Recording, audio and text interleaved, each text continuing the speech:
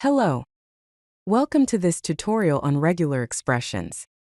In this tutorial, we will learn about regular expressions, also known as Regex or Regex.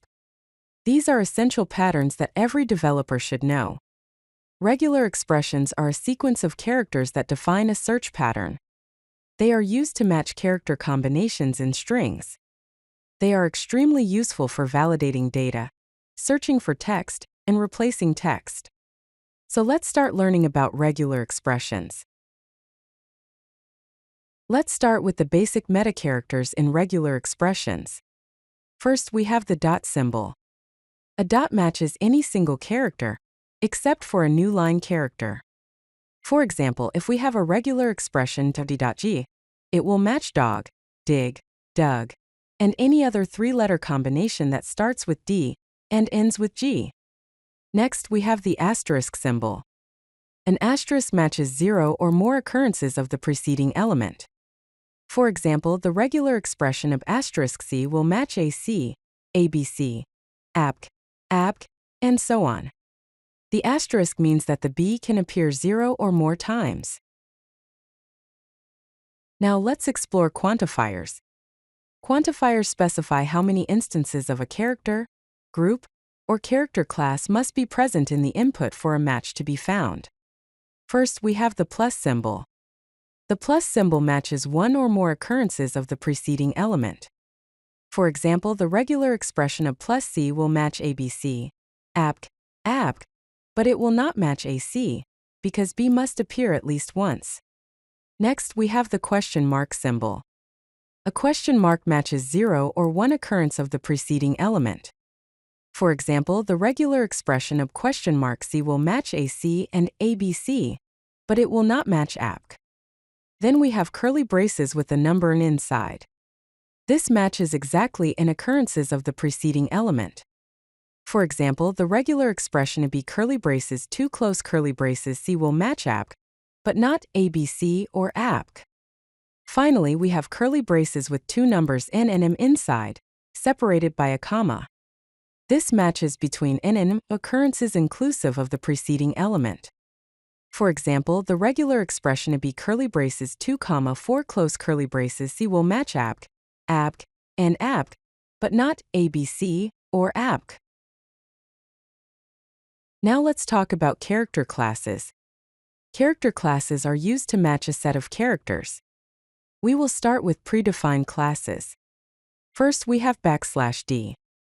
This matches any digit, which is equivalent to the character set 0 to 9. For example, the regular expression \d will match any single digit like 0, 1, 2 up to 9. Next, we have \w. This matches any word character, which includes letters both uppercase and lowercase, digits from 0 to 9, and the underscore. For example, the regular expression \w will match a b, 3, or underscore.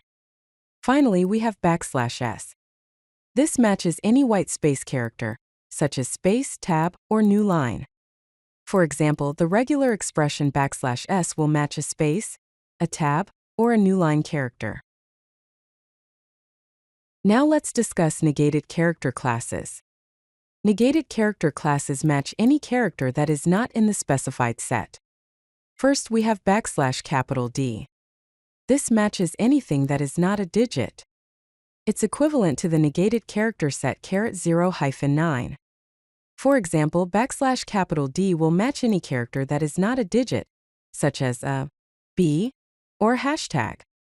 Next, we have \W. This matches any character that is not a word character. It's equivalent to the negated character set -z, a -z 0-9 underscore. For example, \W will match any character that is not a word character, such as hashtag, %, or a space. Finally, we have \S. This matches any character that is not a white space character. It matches any non-space character. For example, \S will match a B or 3. Now let's learn about anchors. Anchors are used to match a position within a string, rather than a character. The first anchor we have is the caret symbol. The caret symbol matches the start of a string or line. For example, the regular expression $ABC will only match strings that start with ABC. Next, we have the $sign. The $sign matches the end of a string or line. For example, the regular expression ABC $sign will only match strings that end with ABC. Now let's discuss grouping and alternation in regular expressions. First, we have parentheses. Parentheses are used to create capturing groups. A capturing group groups elements together and captures the matched portion of the string. For example, the regular expression ABC plus will group ABC together and match one or more occurrences of ABC. Next, we have the pipe symbol. The pipe symbol represents alternation, which is like an OR operator. It matches either the pattern before the pipe or the pattern after the pipe. For example, the regular expression ABC pipe def will match either ABC or def. Now let's look at a common regular expression pattern, specifically for validating email addresses. This regular expression is designed to match the standard email format, including domain validation. Let's break down the components. The expression starts with a caret, indicating the beginning of the string.